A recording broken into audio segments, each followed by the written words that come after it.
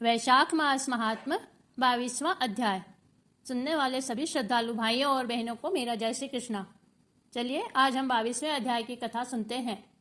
शांताकारं भुजगशयनं पद्मनाभं सुरेशं विश्वाधारं गगनसदृशं मेघवर्णं शुभांगं लक्ष्मीकान्तं कमलनयनं योगभिर्ध्यानगम्यं वंदे विष्णु भवभयहरं सर्वलोकैकनाथं। बोलिए श्री विष्णु भगवान की जय।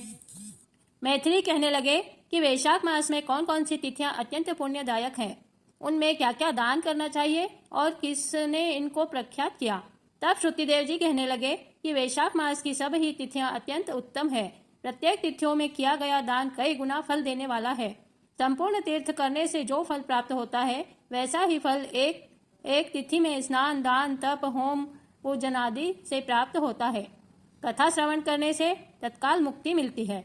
रोगी तथा पीड़ित भी इस कथा के श्रवण से कृतकृत्य हो जाते हैं। जो कोई बिना स्नान दान इन दिनों को व्यतीत करता है उसको गोवध, कुतघ्न, पितृघाती तथा आत्मघात का पाप लगता है। जल स्वाधीन है तथा शरीर भी स्वाधीन है, फिर स्नान में संकोच क्यों किया जाए। दरिद्री, धनवान, लंगड़ा लूला, अंधा, नपुंसक, विधवा स्त्री, बालक, वृद्ध, युवा सभी को वैशाख मास का सेवन करना चाहिए। वैशाखोक्त धर्म सुख से साधने के योग्य है, इससे अधिक और कुछ शुभ नहीं है। जो कोई नीच इन सुलभ धर्मों का पालन नहीं करता उनको नरक का भागी होना पड़ता है, इसमें कोई संदेह नहीं। जैसे दही को मथ कर मक्खन निकाल लिया जाता है वैसे ही इस मास की तिथियों को अलग अलग बताता हूँ। चैत्र के महीने में जब मेष की संक्रांति हो तब पापों के नाश करने वाली अमावस्या की कई गयाजी करने का फल मिलता है। मैं नरक और पितरों का एक पुराना इतिहास कहता हूँ। जब पृथ्वी में सर्वार्ण मनवंतर का राज्य था, 30वें कलयुग के अंत में जब सारे धर्म नष्ट हो गए, उस समय आनर्त देश में धर्मवर्ण नाम का एक ब्राह्मण हुआ। उसने इस घोर कलयुग में मनुष्यों को पाप में रत देखा। सब मनुष्य अपने अपने वर्ण धर्मों से हीन हो गए। तब एक दिन वह ब्राह्मण महात्माओं के सत्र यज्ञ देखने के लिए पुष्कर क्षेत्र गया। वहां पर ऋषि मुनि शास्त्र अनुकूल पुण्य कथाओं का वर्णन कर रहे थे। कोई कलयुग की प्रशंसा भी कर रहे थे। वे कह रहे थे कि सतयुग में भगवान एक वर्ष भर की तपस्या से प्रसन्न होते थे, तो त्रेता में 1 मास और द्वापर में 1 पक्ष में, परंतु कलयुग में उससे 10 गुना फल भगवान के स्मरण मात्र से ही हो जाता है। कलयुग में थोड़ा सा पुण्य कर्म भी बहुत अधिक फल देता है। जो दया, दान, पुण्य, धर्मादिक कुछ भी नहीं कर सकते उनके लिए केवल हरि नाम उच्चारण करना ही अत्युत्तम है।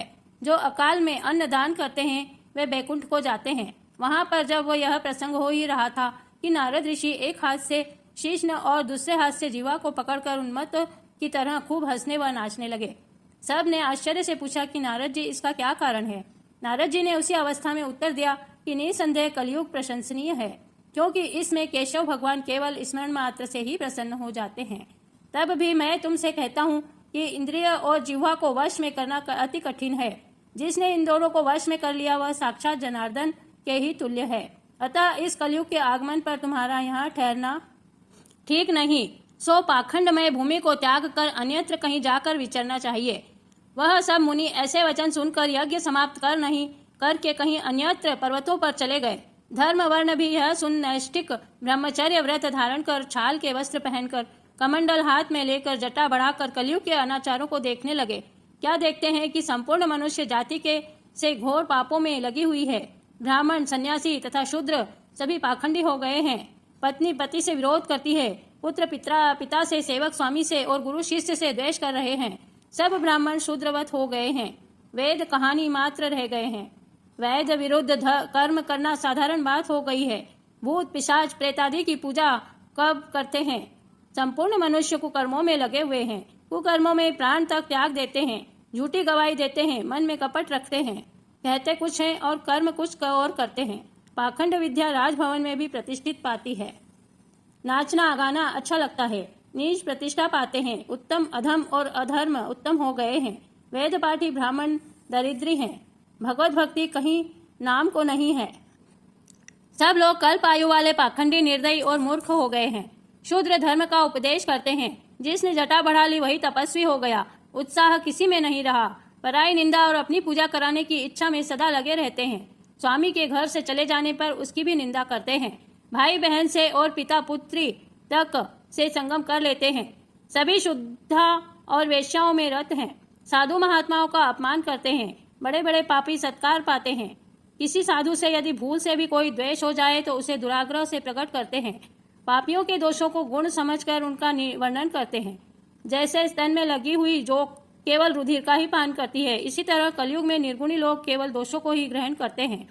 औषधियों में रस नहीं रहा, ऋतुओं में विपरीतता आ गई है, दुर्भिक्ष पड़ते लग गए हैं, कन्याओं से गर्भ उत्पत्ति होती है, लोग आचार भ्रष्ट हो गए हैं, नट और नर्तकों से सब प्रेम करते हैं, श्राद्धादि कर्म तथा वेदोक्त कर्म सब छोड़ दिए गए हैं, सदा श्रृंगार रस के गीत गाए जाते हैं। इसके आगे की कथा 22वें अध्याय पार्ट 2 में सुनिए। जय श्री कृष्णा।